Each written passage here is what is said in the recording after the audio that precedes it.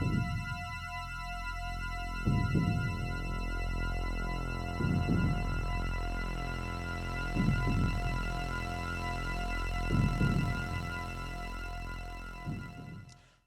everyone. Welcome back to the Sunday Matinee. This is episode 9, and we are doing another sort of Halloween-centric episode.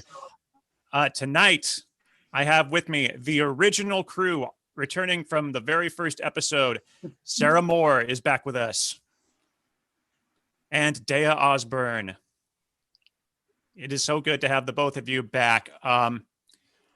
Gosh, yeah, because Sarah, you have already done one Halloween episode. Yes. Dea, this is your first.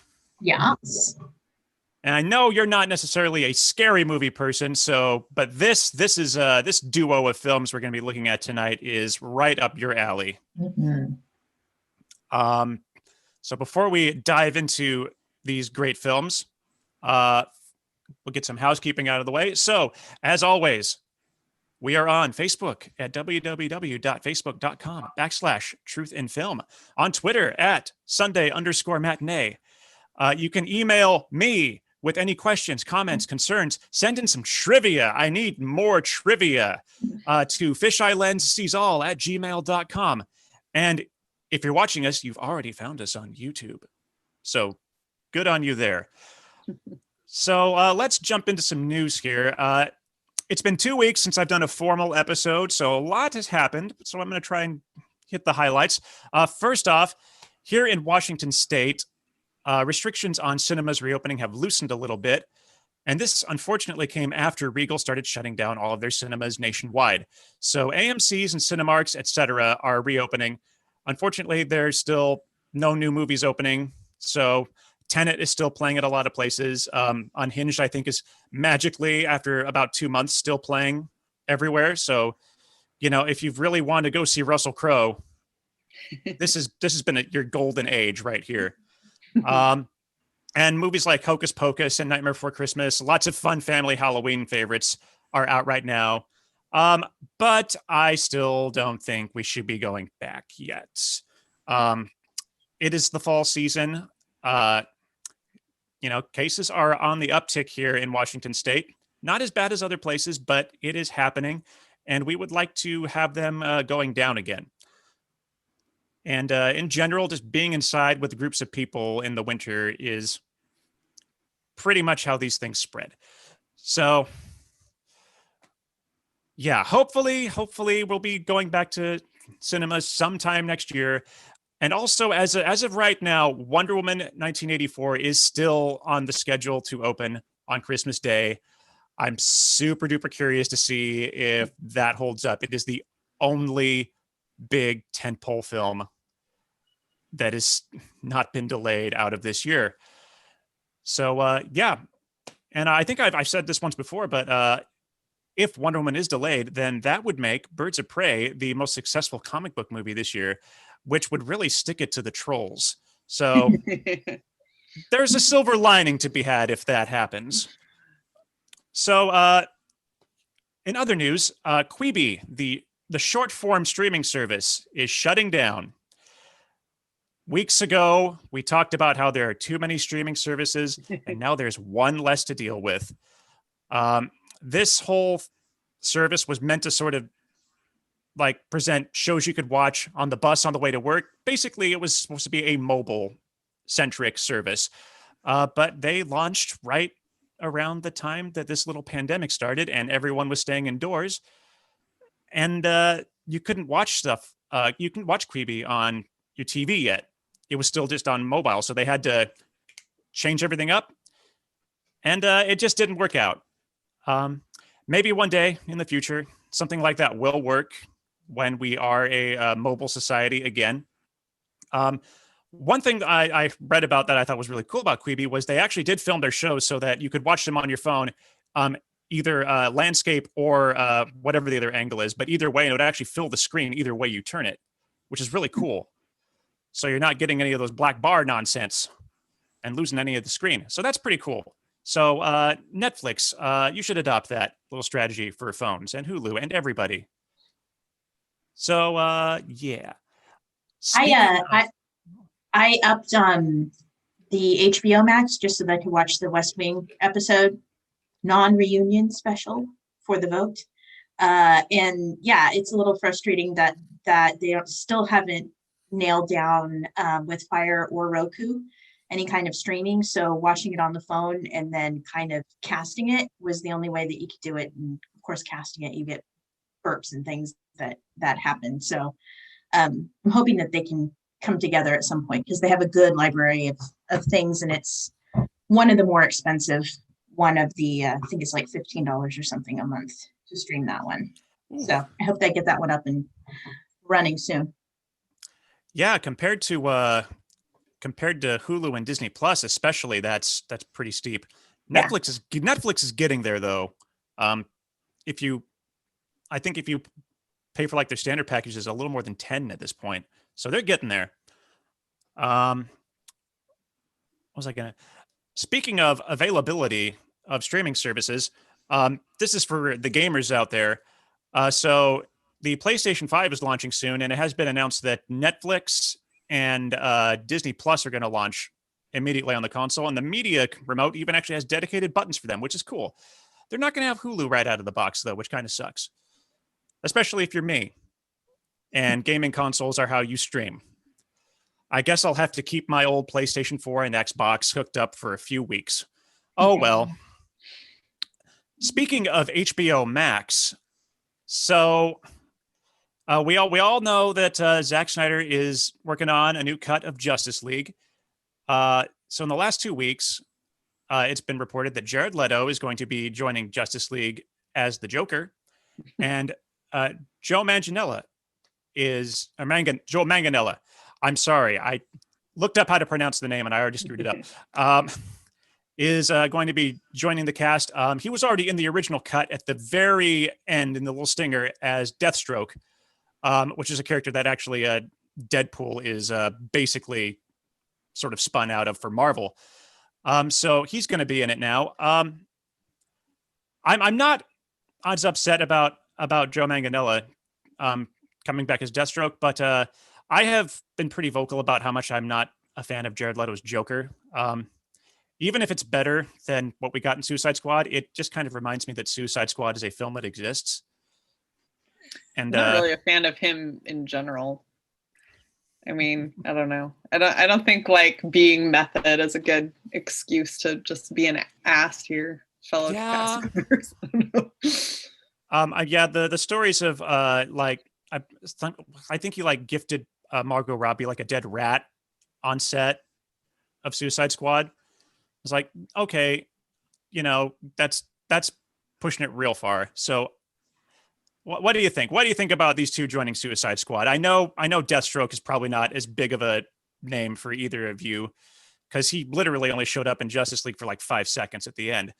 But what do you think about Joker? I wasn't really planning to watch the Snyder cut of Justice League anyway. So there's been so much drama. I'm kind of over the entire cut way before it's even been released, frankly. I mean, I'm sure I'll see it at some point, but I'm not jonesing for it. Well, of course you'll see it, Dea. You just admitted that you have HBO Max, and that is where it is debuting. So congratulations. Is it? Okay. Yeah. On my tiny, tiny screen, apparently at some point I will get a chance to see it. The last thing I want to say about the Snyder Cut of Justice League is I gave it a little thought this last week, and the argument about this movie before it was announced was that fans would say, release the Snyder Cut, it exists. Well, the fact that Zack Snyder has to actually film new footage for it tells me that it never actually existed, except maybe inside Zack Snyder's head. Because if it existed, they could just release it. They wouldn't have to actually do anything. Characters? That's kind of weird. Yeah, like they're adding so much to it. It's going to be a 4-part, like 4 or 5 hour epic on HBO Max. So that tells me it never existed. It was just a theory, but it will. It will now. It could have existed in some way, shape, or form, but if he got enough buzz and enough money to back him to film more, I can see him taking that opportunity to do that. That is actually, that's a good point. It could have existed in some kind of truncated form, but I guess he got the approval to go all George Lucas on it. So It's not always a good thing, man. It's not. Yeah, keep that in mind, all of you who have been wanting to see this. You know, sometimes you tinker with your movies and it doesn't work. It's either going to be the director's cut of Blade Runner, or it's going to be the Star Wars special editions. So we'll see. I'm kind of with both of you. I'm really not looking forward to it either, and I don't have HBO Max, so I can't watch it. We still need to resubscribe to that. We actually got an Apple TV, so we can have it now, but we haven't resubscribed yet because we have enough else to watch, like on Netflix and everything right now. So, well, that's a perfect segue. Apple TV. This is something that actually this story is very disheartening for me if it ends up being true. Apple TV is interested in acquiring the streaming rights for No Time to Die, the 25th James Bond film. And after doing a little Google search on this again, it looks like other streaming services are also looking to buy up those rights. Cannot confirm which ones. But if anyone does, that's going to suck for me because I've seen all the Bond movies on the big screen since GoldenEye. I would like to keep seeing them on the big screen, and I particularly like to see Daniel Craig's last film. He's had a really good run for the series. With a solid arc, a better character arc than any other actor, really, who's played Bond. So I would like to see his last shot at Bond. I'm with you there. I think they should wait and release it theatrically, but I think I'll wait on that one personally, even if it comes out early. I'm just gonna hold off. That's something I want to see on a big screen. So yeah. No debate here. I think we're all in agreement on that. Let's hold off. Let's get this one in the theaters. Let's get it in there. We want to see it with Wonder Woman. We want to see it with Black Widow. Yeah, all ones I'm glad they're waiting because I would be kind of disappointed if those movies were just released to a streaming service because they weren't made with that in mind. I mean, it's one thing if you make a movie planning to release it on streaming, but if it's a movie that was meant for theaters, it just seems like a little bit of a cop out. And I haven't looked into it, but I'm guessing it didn't really do Mulan a lot of favors to release on the streaming service. But I couldn't tell you the exact numbers because I don't think Disney has like really revealed what they are. They haven't announced if there's going to be a price tag attached to it, but they did say that Pixar's Soul is coming to Disney Plus instead of going to theaters on Christmas Day. And I'm actually all for that because that one, a Pixar movie, you're aiming it at the kids. And on Christmas Day, that is a nice little treat for them. Kids, it's hard for us. It's even hard. I imagine it's going to be even harder for kids who don't understand why they can't go to see movies right now. And kids are always looking for new things. They wear out real quick. We can all go back and watch our classics, and we're good. But I'm hoping that Soul is just added straight up to Disney Plus for free on Christmas Day for the kids. Merry Christmas, kids. So the last bit of news a couple days ago, and I know you two probably have no idea what I'm about to talk about here. But again, for you gamers out there, I'm talking about this because this movie has been in development hell for years. So this is Tom Holland was long ago cast as Nathan Drake in the adaptation of the video game series Uncharted, which is basically like Indiana Jones, Tomb Raider type of thing, with a character who in the games looks and sounds a lot like Nathan Fillion. So this film has been in development hell for so many years. When it was sort of originally supposed to start going into production, Mark Wahlberg was going to be playing Nathan Drake. And this film has been in development hell for so long that Mark Wahlberg is now playing Nathan Drake's older mentor. So he made it. He got in the movie. Good on him. But yeah, this this film, it's just exciting. It's probably going to be a hot mess because it's a video game adaptation, and none of those have ever been good. But Tom Holland has been absolutely delightful in the Spider-Man movies and in the Avengers, so it's going to be good to see him going into another big action franchise that he can potentially sort of make his own without the aid of his dear friend Robert Downey Jr. So have fun with this one, gamers. I hope it's good. I pray it's good, because we've been 30 years without a good video game adaptation. And no, Mortal Kombat does not count. Cheesy good is not good. Yeah, I kind of enjoyed the Tomb Raider movies. I've heard they're okay. I never got into Tomb Raider until like 5 years ago, so wasn't my thing. All right. So, Dea, have you seen any of those wonderful video game movies out there? I haven't, not even Tomb Raider. I haven't seen any of them. But I do like Tom Holland. I think he'll have fun with it.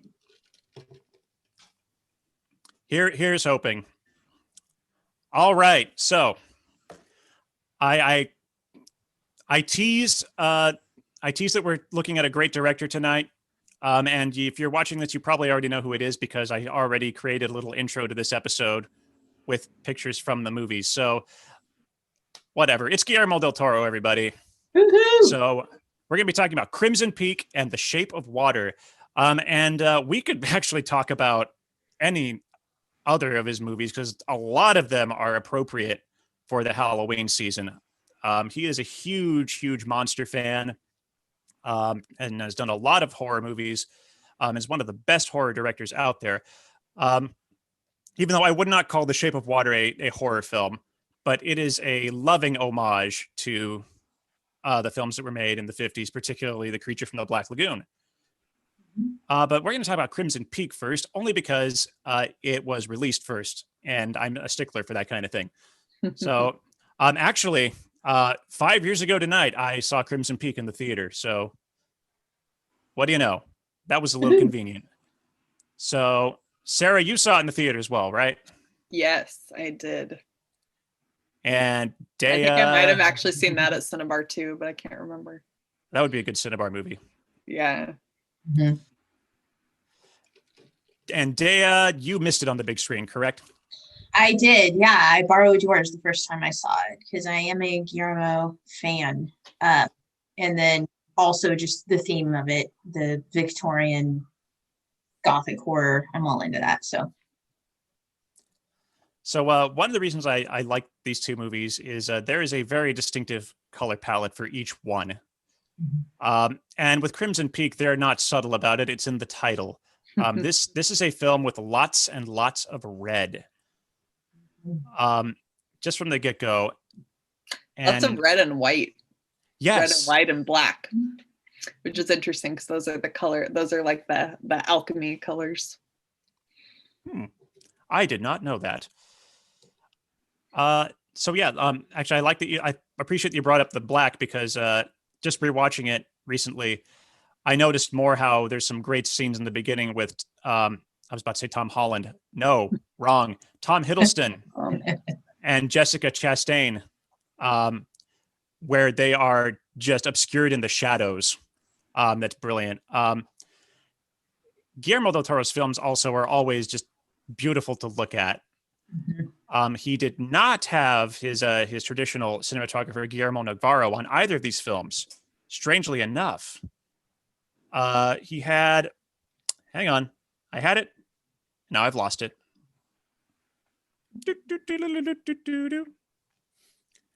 Dan Lauston was his DP on these films, and even though it's not his, I love Guillermo Navarro, but these films still look very good.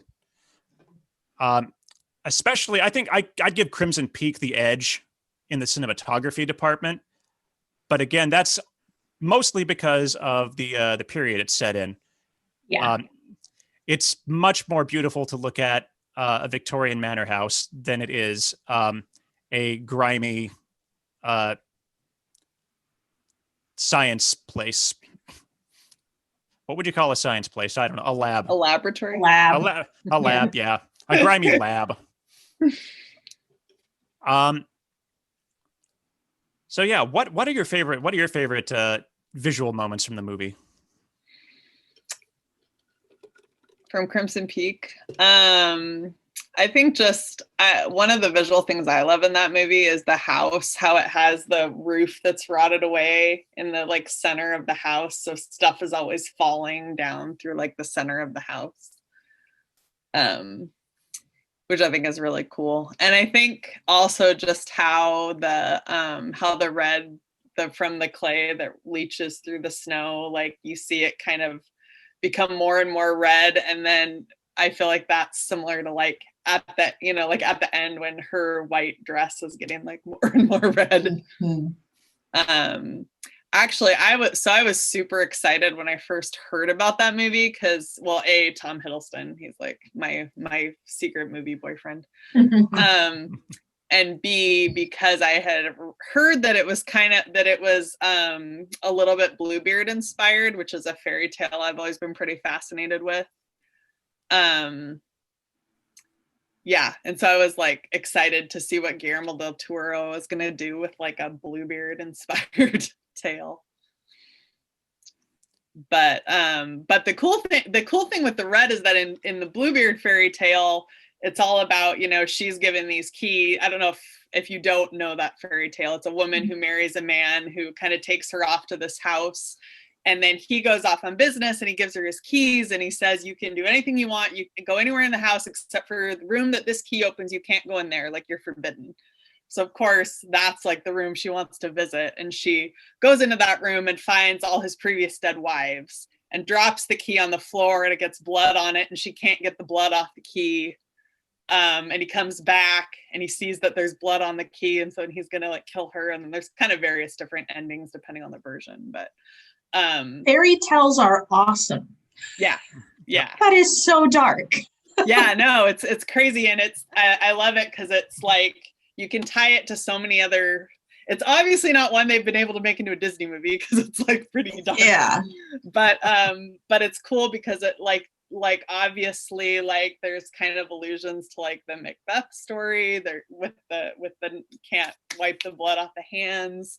And then it's cool how that translated into Crimson Peak, how the snow becomes more red and like, like as the movie goes on and people are getting, like stabbed and stuff, there's like red everywhere.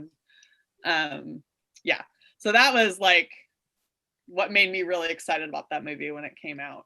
And it's really cool because it's definitely not like that story exactly, but just kind of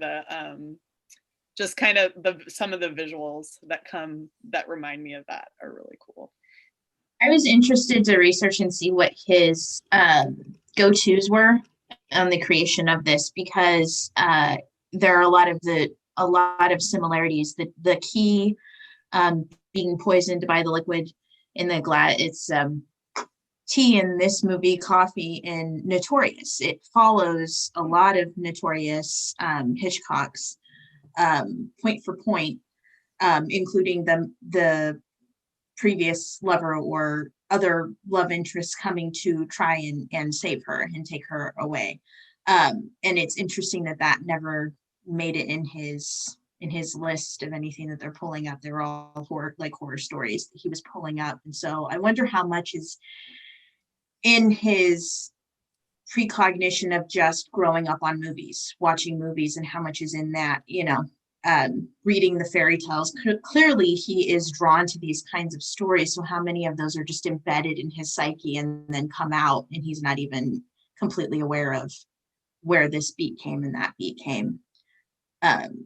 Visually, I thought the costume and the props, specifically the furniture, were stunning. And the fact that everything was built for the piece, specifically the textures. I have a 4K, so being able to see the textures of the difference of the costumes and the overpuffed sleeves and everything that Mia wears versus the very tight Victorian snug velvets and just the really rough material, tight materials that Jessica's wearing in her pieces, and just how beautiful he's able to weave story and color and sumptuousness and sexuality in so many different ways. And I think that's like a kind of a through line between both of them. He has very interesting different ways of showing sensuality that don't necessarily have the same ways that other people, ripping clothes off and just having sex. That's not necessarily his style of how he shows obsession and lust and things. Well, Sarah, I love that you brought up the red, white, and black colors earlier, because one of my favorite visual moments that I actually caught when I just watched it again today. And you're right, the clay keeps seeping up. There's one moment, though, partway into the film, where we get to see a bunch of white again, and that is, it is the morning after they have spent the night at the station and made love. And it is, they are riding back into Allerdale Hall, and for the first time you see again, it's completely covered in white. And I looked at that and I thought, oh my God, it's white again, because for the first time, Tom Hiddleston's character, Thomas Sharp, he's actually fallen in love with one of these women that he is, trying to he's trying to rob her and then kill her. But it turns out that there is something good in him, even though there's nothing good in his sister. And they actually seem to be on cloud nine until they get back into the house. And then we get to see all the reds and the browns again too. It's a gross house. I love it. I love, even though it doesn't really make sense, that the clay is dripping down from the ceiling. Kind of makes me wonder how it got up there in the first place. But I do love too that the house is sinking, and just it keeps sinking and sinking, and we just see more red come up in the house as well as outside in the snowy fields. So, and when I see the color red in this movie, I immediately jump to, this is Guillermo saying, I love British Gothic horror films, the kind of films that I watch all too much. I specifically think of Brides of Dracula and The Kiss of the Vampire.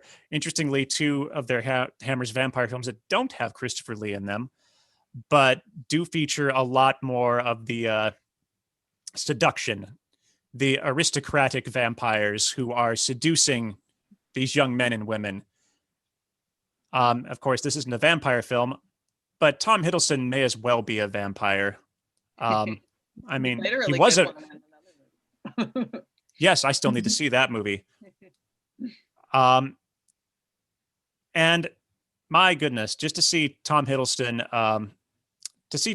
outside of Marvel is a delight, and something we don't see enough of. So there's some really cool casting choices in that movie. I have to tell you, Ben, in case you haven't seen it, I was looking through the IMDb trivia, and being a fellow Deadwood lover, I saw in the trivia that Guillermo del Toro cast Jim Beaver after seeing him in Deadwood.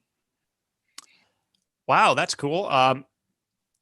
Yeah, I mean, I'd cast Jim Beaver after watching Deadwood too. He was so good in that. Yeah. Oh, speaking of him and the color red, this will tie back to Psycho. When watching it this time, his Jim Beaver's death in this movie, while not as shocking as the shower scene in Psycho, I found to be very reminiscent, because it ends with blood going down the drain. Mm-hmm. And you don't get the close up, but I don't think you'd want to get the close up of his face in this movie after No. after what happens to it. It's really, if you haven't seen this movie and you're squeamish when it comes to blood and certain viscera, just be ready. There's some pretty intense stabbings and smashing of faces in this film. Guillermo loves the facial stabbing and cutting. Like, yep. I was like, between this and Shape of Water and like thinking back to Pan's Labyrinth, like they all have a cheek like really visceral like injury that happens. Yeah, it's gross, but I love it still.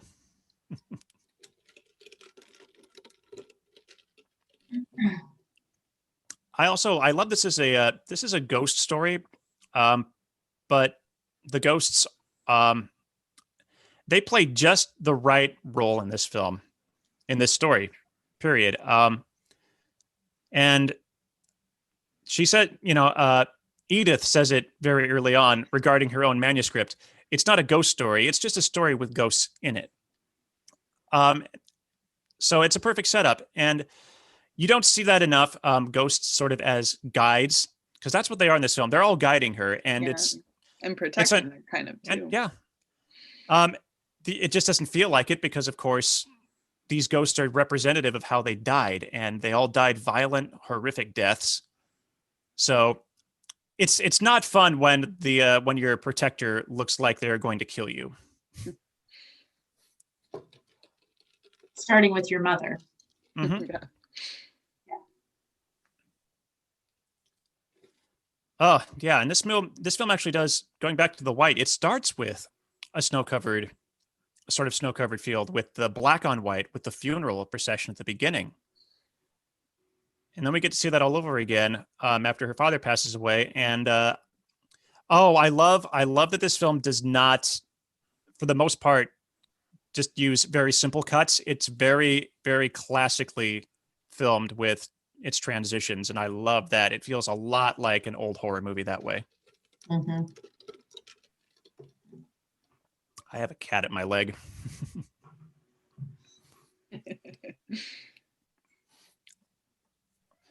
Oh, does anyone have anything else to say about this movie?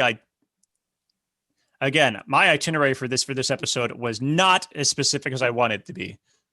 I read another funny piece of trivia on IMDb was that Charlie Hunnam took the role because Guillermo del Toro described his character as the damsel in distress. I thought that was fun. I thought he was an interesting choice and managed to work out. They had worked together previously on my favorite Del Toro film, which is Pacific Rim, in a role that definitely feels more appropriate, but I did like him in this one. Also, yeah, it's a different kind of role for him, but it was fun. On the casting side, something went sideways with Benedict Cumberbatch too, because he was originally tied to it, and then he was supposed to play Thomas Sharp, I think. Very quickly, not all of a sudden, and then the turnaround to get Tom was pretty quick. Well, I just have to say, as much as I love Benedict Cumberbatch, Hiddleston is the better choice, I think, for the role. I would have to agree.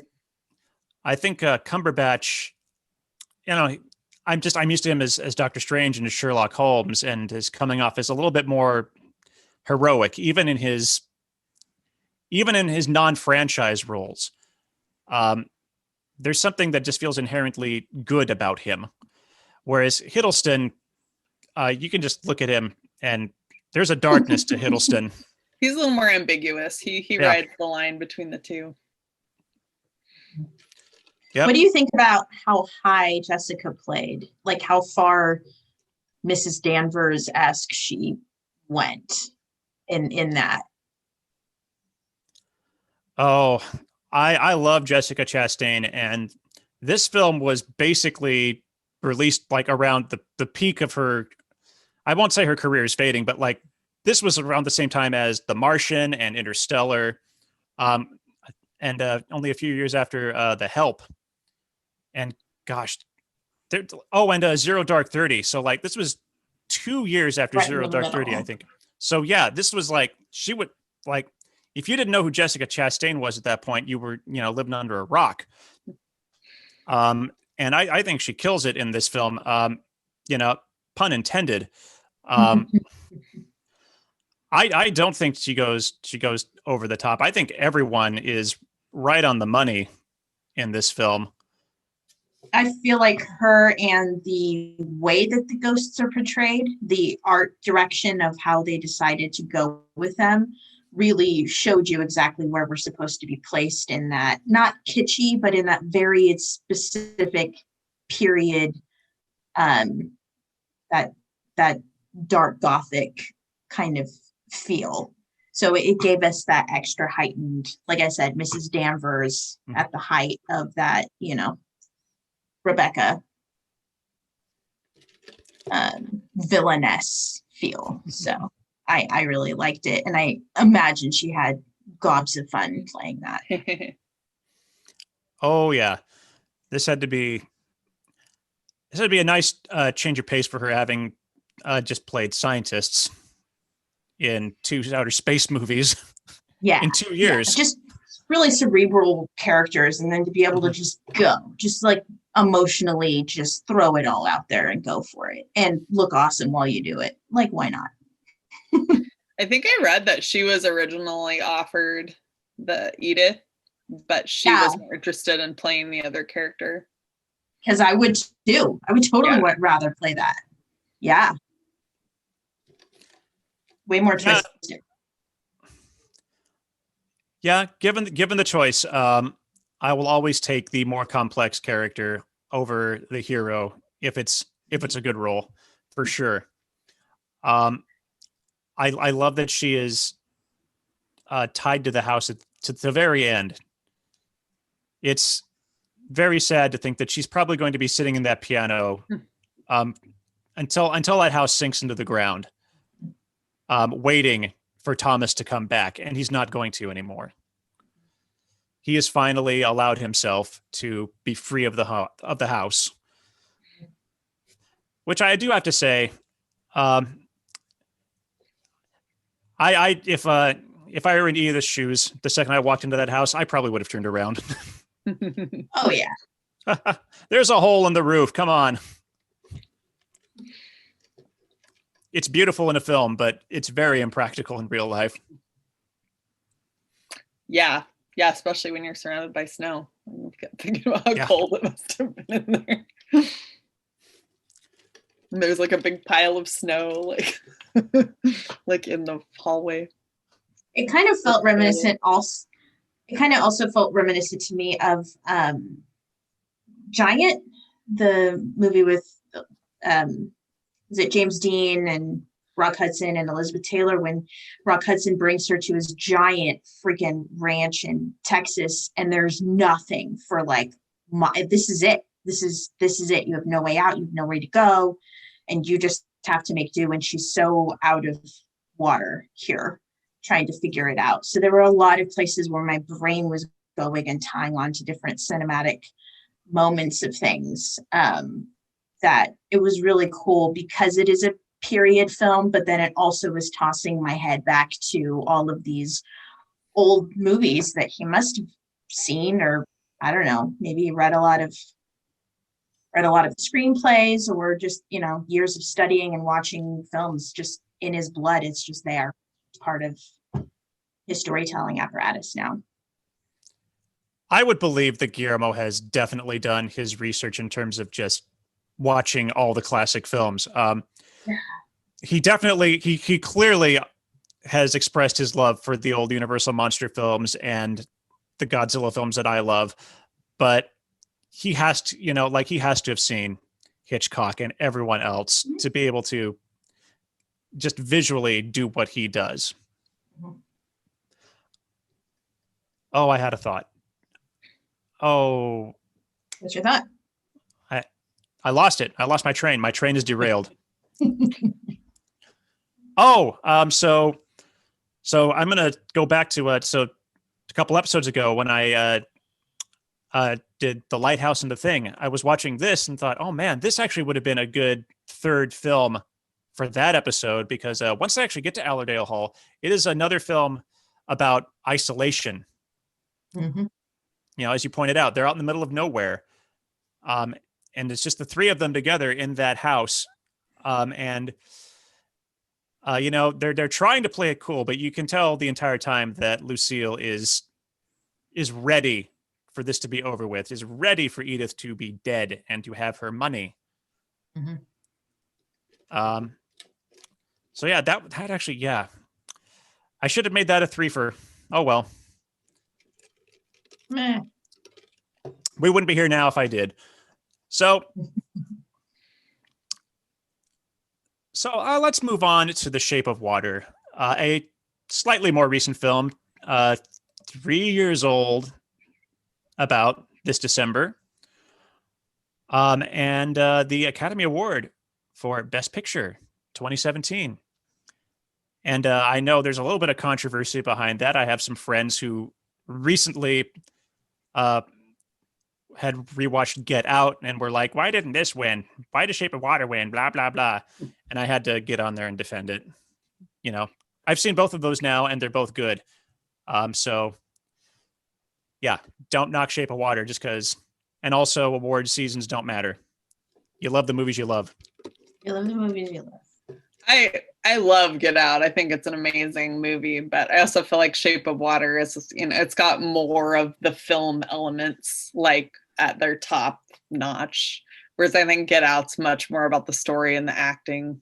But I feel like Shape of Water is more kind of the whole cinematic package. But it has to be a film. There's no other way to do it but make a film out of it versus Get Out could be more of a stage play if it wanted to.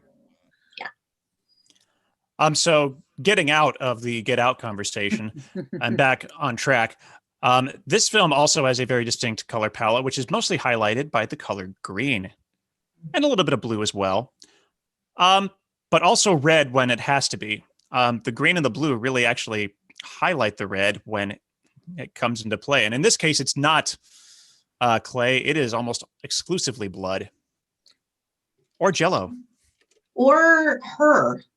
It shows up first when she's first, I guess, consummating or considering the love story angle. Little bits of red, her shoes and things start showing up, and she becomes almost entirely in red by the end.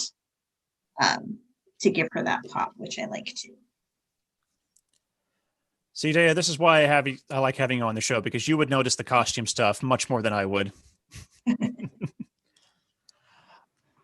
But speaking of costumes, one thing I noticed watching it this time around, and this is the first time I'd actually watched it since we saw it in the theater back in the day. It's been way too long. I love that in the beginning of the movie, one of the first places that Eliza stops is to look at some shoes in a shop window. And, if you know the movie, you think, oh, she's not going to need these by the end. So I thought that was very interesting. And I was waiting at the end of the movie. One shoe falls off. I was waiting for the second one to fall off while they're embracing in the water, and it never does. So I know everything is a choice. So what does it mean? I'm not sure. Does it mean that she is still a creature of two worlds?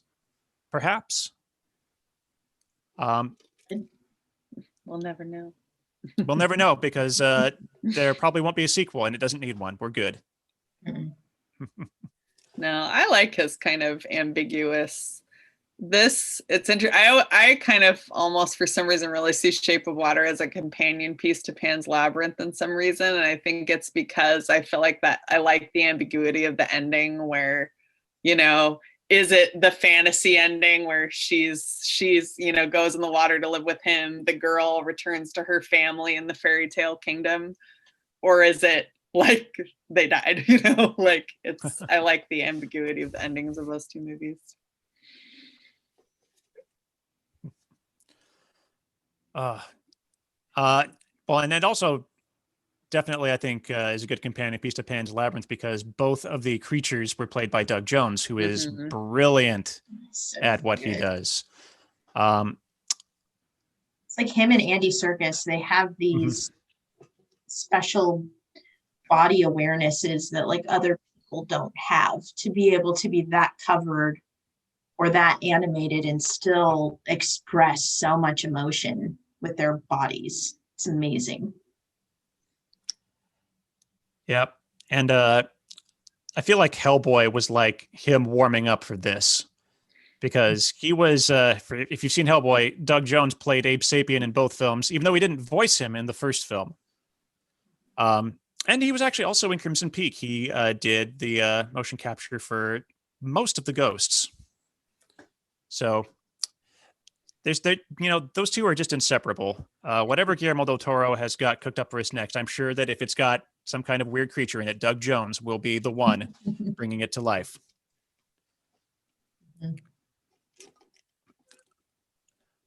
So we talked a little bit about. We didn't really actually talk too much about the colors, except for the red.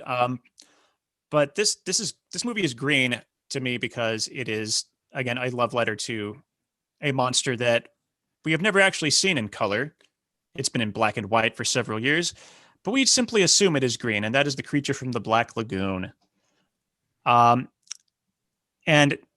if you haven't seen the creature from the Black Lagoon, the second you see it, you'll realize why this film is a love letter to it. It is pretty much modeled, and Abe Sapien is too, modeled very much after the Gill Man. Guillermo has actually said that the creature is between that and Frankenstein's monster, his two favorite monster characters. So I love that. I love that he made this movie because a proper creature remake has supposedly been in the works for years. And I'm glad that he took a fresh spin on it that wasn't just a remake. He does say in the film, they captured him in the Amazon. It's like, oh, yep, this is it.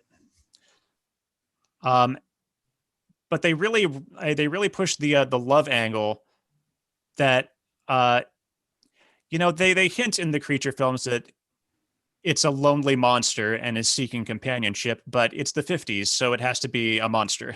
It can't have some sort of a peaceful side to it. It has to kill everything it sees. So that's actually why I love this movie so much. It is the modern sort of science fiction horror masterpiece.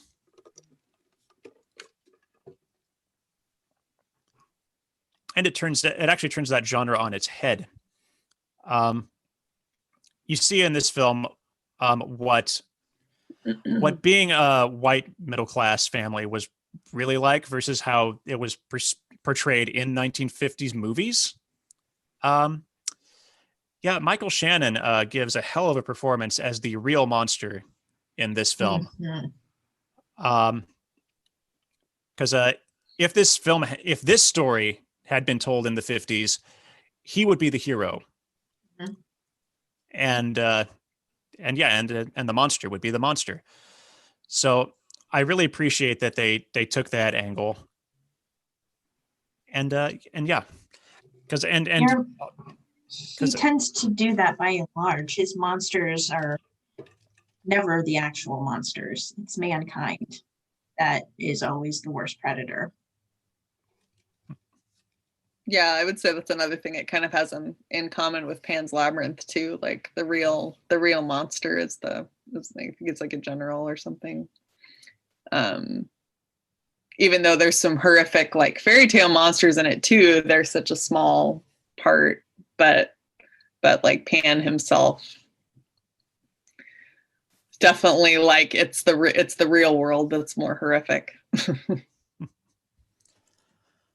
Well, as someone who lives in the real world, you're not wrong. Yeah, we can all understand that right now. Another trope of the 50s films, more so in giant monster movies, was that these films were also kind of propaganda for, look what the U.S. military can do. Particularly what we would do to Russia if there ever actually was a war. So it's also good to see in this film that they kind of flip that on its head. It's like, they're not really the heroes. The heroes are the working class people, and in particular, the BIPOC working class people. So, yeah. Yeah, Octavia Spencer was talking about how she loved that about the script. How the people with the most vocal power is a Black woman, a gay man, and a mute woman, like sticking it to them, they're the ones following, they're the ones that have the emotional transitions and that we feel drawn to. from their perspectives. I love the scene where Eliza signs the F-bomb. Oh yeah. And I love that they just spell it out, each letter. I won't say the F-bomb on here. I did that once and had to bleep it out. This is a family program, he said. It's not a family program.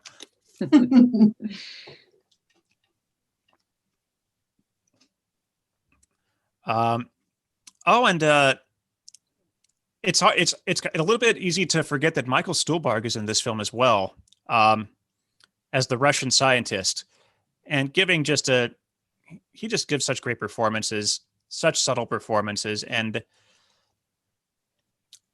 his character is just sort of a highlight of how absolutely petty and stupid the Cold War really was. How really we just, all the regular people just wanted the same thing. And that was, to live their lives. And all the scientists on both sides just want the same thing, and that is to learn. And it's just the leaders and the military who are perpetuating this absolutely ridiculous conflict just to show the world who has the bigger stick.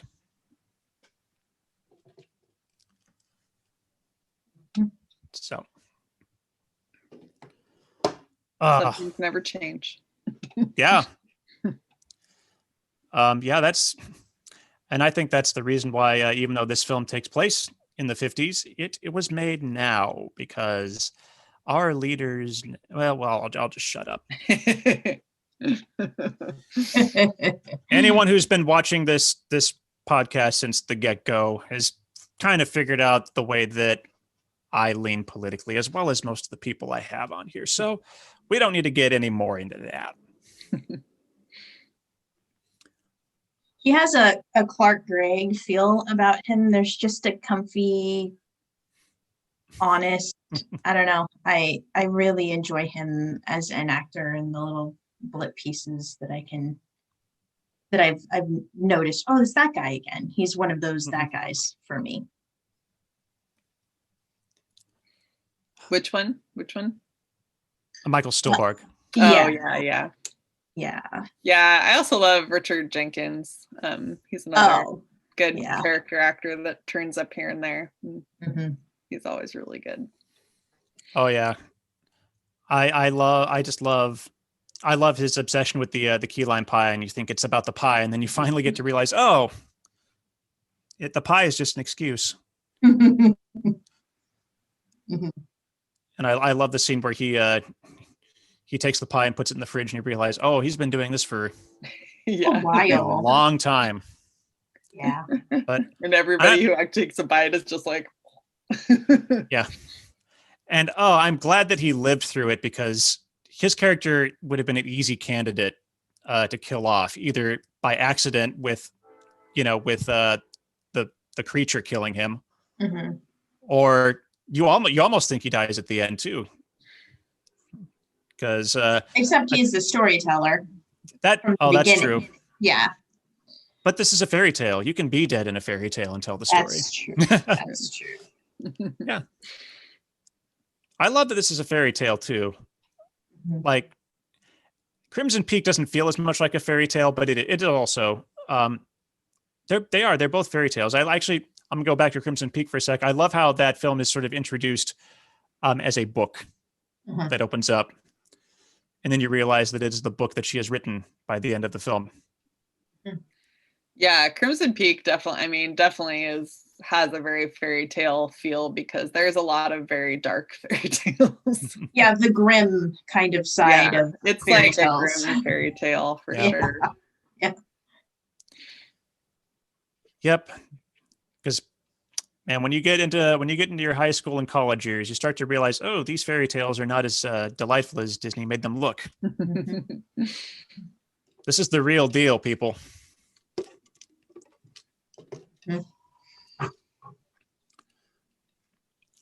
So I just have a quick question for both of you, because since we're talking about Guillermo, apart from these two films, and you can pick either of these two, what is your favorite Guillermo del Toro film? It's definitely this one.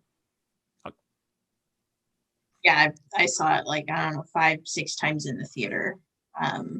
there's just something about it I really connected strongly, and not just because, Richard loves the old movies in it, and it's that wistfulness for another time, and it's the irony of watching us sitting now watching another time, and the wistfulness that comes with that, of always wishing for something back then, and that the good old days weren't really so good altogether. There was always something standing in the way, and finding a way of contentment and inspiration where you are now, I think. Sarah, which one is your favorite? My favorite film of his is without a doubt Pan's Labyrinth. That's been in my top 5 since the first time I saw it, which is probably why I keep bringing it up. Those are both excellent choices. I already said mine's Pacific Rim, and that really does not tie into these movies very well at It's all. very different. Yeah, that's a very different choice. I actually haven't seen Pacific Rim. I should watch it one of these days. Oh, you should. It is by a huge margin the best kaiju film to be produced by an American studio, at least this century. Even more so than the Godzilla remake, which has Sally Hawkins. Yes, love her. She was like so amazing in The Shape of Water. Yep. And I really, really love that they didn't like do subtitles or think like, I really love that you just got to interpret what she was saying. I mean, a lot of times they had people kind of repeating what she was saying, but and using him as her interpreter. I liked as well. But her face, she's a beautiful character actor, and that she's got such an unusual, incredibly expressive face. And you can absolutely read what she's thinking when she's expressing and moving and having shy moments, and her anger. I love her. I love her face a lot. It's fantastic. I read in IMDb trivia that because I always like looking through that before we do these shows. That she was his like first and only choice for that character, and it said also that he approached her about the movie like at an award show after party or something when he was really drunk. And he was like, which did, and like explaining this story didn't make him appear any less drunk. Oh yeah, because it's kind of is out there. But of course, at that point, you go, whatever you want me to do, I'll do. Yes, I will. Yeah, I know. Definitely Guillermo del Toro. You'd be like, sure, definitely, whatever. Sure. Yep. Oh yeah, I would easily just say yes to anything that he would offer me if I was at a party and he came up drunk and like, I'll do your movie. Yeah. Absolutely. That, forget the Zack Snyder cut. I still wish I could see the Guillermo del Toro Hobbit cut. Yeah. Yeah, but I mean, I know it'll never happen, but that would be my dream. Like, well, it'll never happen because that actually doesn't exist. Except in our imagination. Yep. Oh yeah. So we talked about how Crimson Peak is the colors in the title. The Shape of Water, the color's not in the title, but right away, you are surrounded by water in this film, and you get to see very early on how water is very important. I love that one of the first things you see is boiling eggs. Mm-hmm. Water is the safe haven for sex in this film. That is where the love happens. Mm-hmm. And it's constantly raining as well.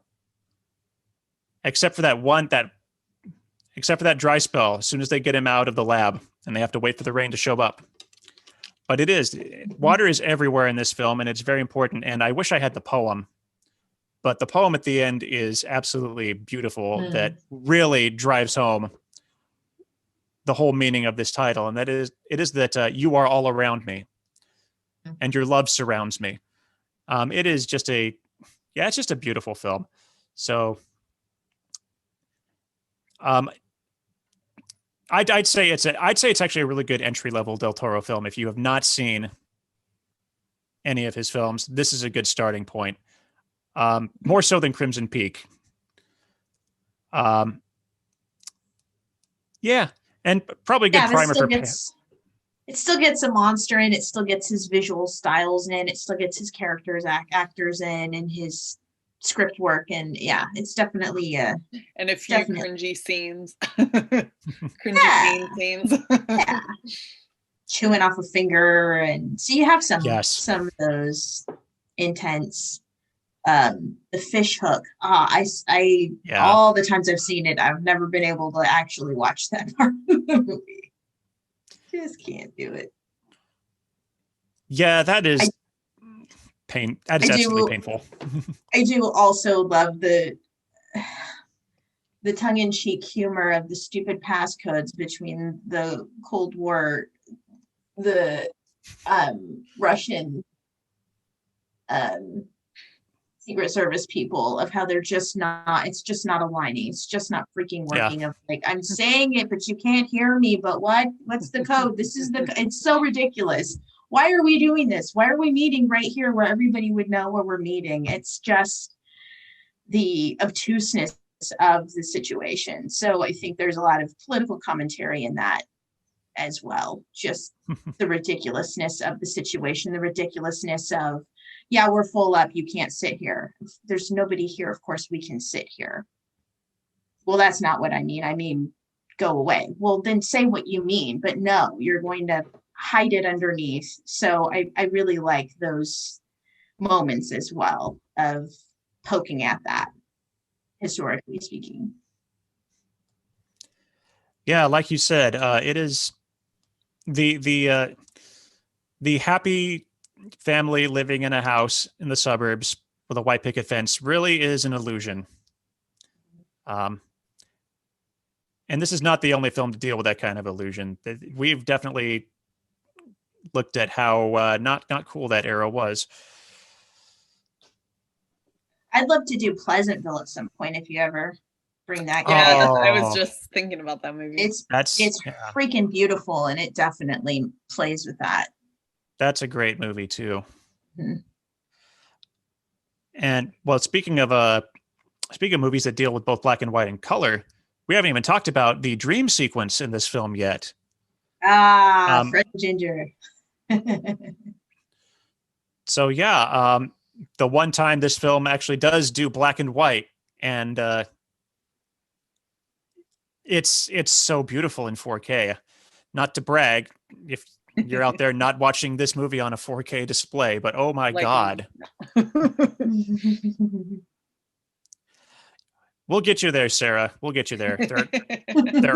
They're already talking about 8K, so pretty soon we'll all be watching these things on our very cheap 4K displays. But yes, I love that they throw him into a tux. Mm-hmm. It's again, because this film is just an homage. It's the kind of thing you can pull off in a fairy tale as opposed to a horror film. Just see this movie, everybody. Just do it. Just see both of these movies. Watch his entire filmography. He's a brilliant director. He's awesome. Sarah and I, we talked a lot about Christopher Nolan, and Del Toro and Nolan we've already talked about two great directors in less than a few months on this show. So, and Guillermo del Toro, like we said with Nolan, is also kind of our generation. Like, he started directing, when we were at least, I would say, teenagers. Like, yeah. So yeah, if you're part of our generation, get out there, get away from your Transformers, watch some Guillermo del Toro. His early movie, The Devil's Backbone, is really good too. It's been a while since I've seen it, but I remember it being really good. I still haven't seen The Devil's Backbone or Kronos, so I haven't seen Kronos. I need to see those. But I've seen the Hellboys; those are both great. Apparently, I need What to see else? Pacific Rim too. Again, yeah, that one is so different from all his other films. Dea, have you seen Pacific Rim yet? I haven't. Is there a difference because he has more money, more fundage, more backing, so it needs to be different? He's very quirky in his choices, so I'm wondering it is. if that dequirked him. It's easily his biggest budget film, but it's definitely a Del Toro film. You Still can him. tell in the way that the monsters look, even though they're huge. You can tell he's got Bern Gorman, who plays in Crimson Peak. Oh, the private guy investigator he hires to look into his background, right? Yeah. Yeah, he and Charlie Day play a pair of quirky scientists in Pacific Rim who are constantly arguing. So there you go. So you still have. There's a reason to see it right there. Yeah. And Bern Gorman is very British in that film, very uptight, and Charlie Day is just Charlie Day. Did he play anything other than Charlie Day? I don't know. It works.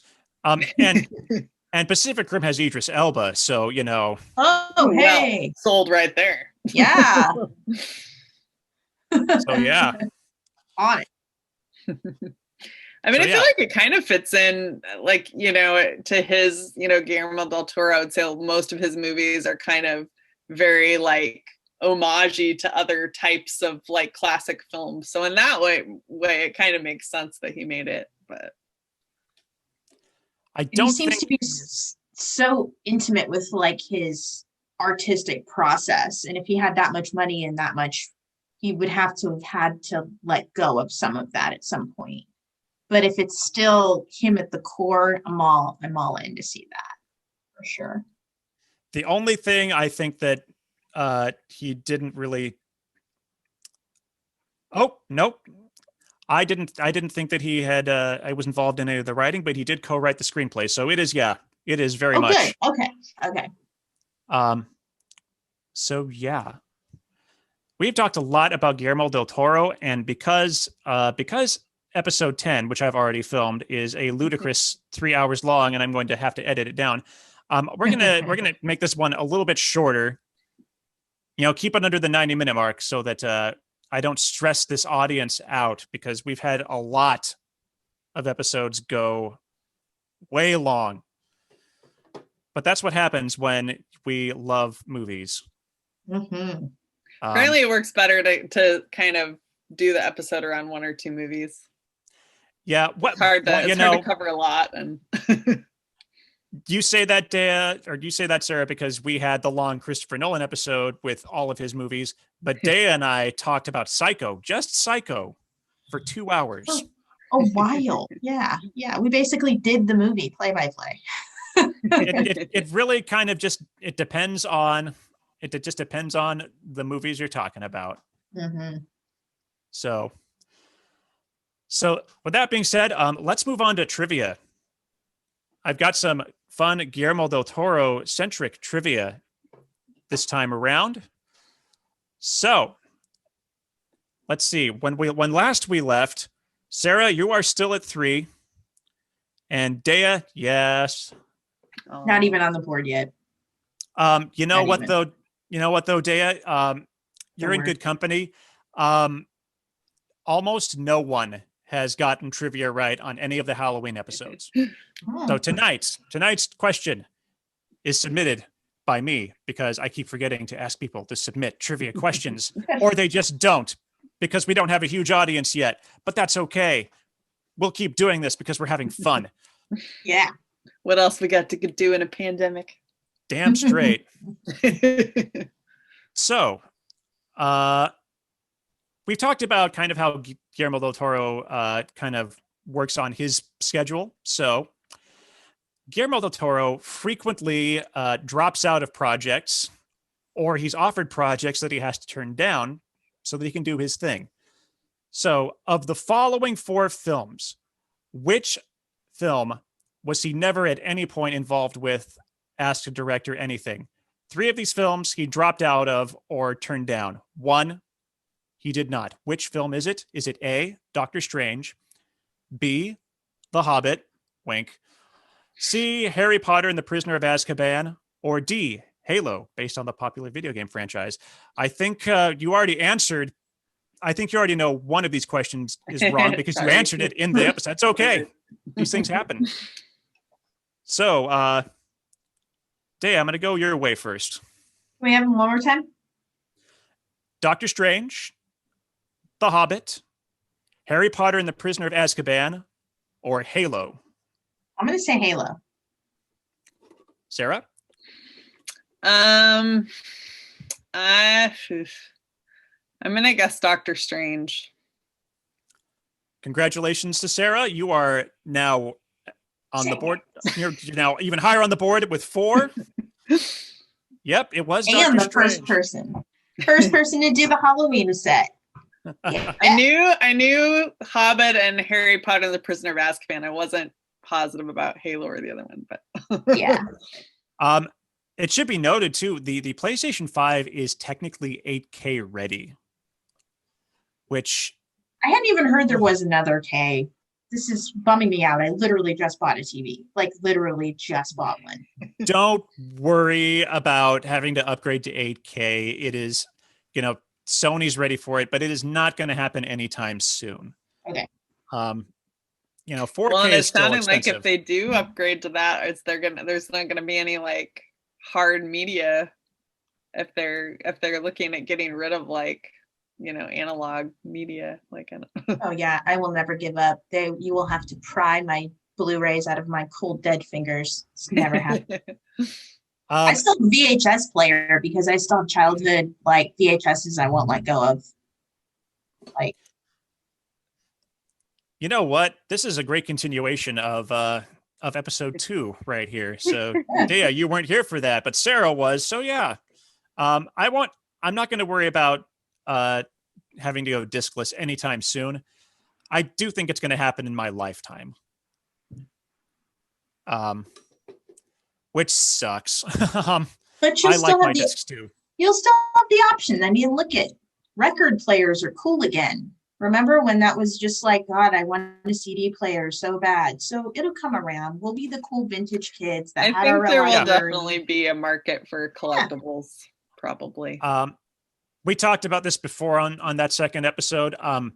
I think that it's very possible that the big studios, Disney and Universal, all the big studios may end up abandoning physical at some point. But that is why we have Shout Factory, Scream Factory, Arrow Video, Kino Lorber, all of those smaller publishing companies that don't make movies. They just publish them and make them available, especially hard to find stuff. It's a shame that what's the name of the studio, Dea, that we had to go in on for the big sale because they shut down? Yeah, that bummed me out. Although I did kind of make out we did good on that. So Twilight Time. Yeah, they shut down this summer, and that was a shame. But they're.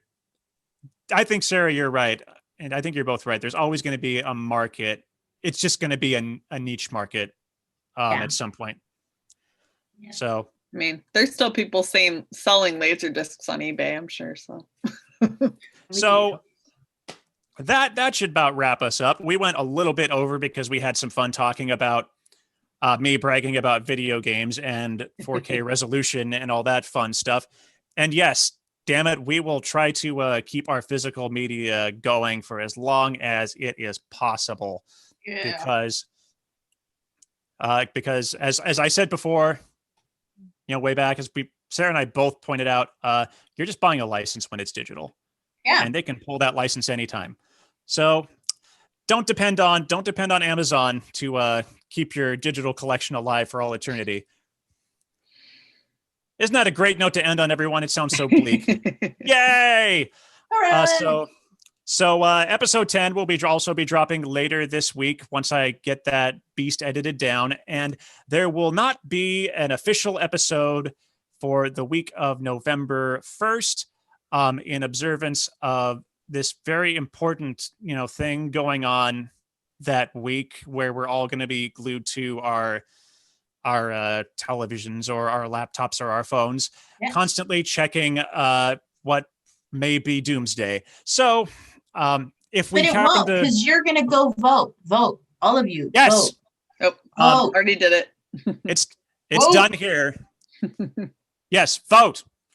I was really excited dropping off at the drop off specifically because yes, I am not going to mail it.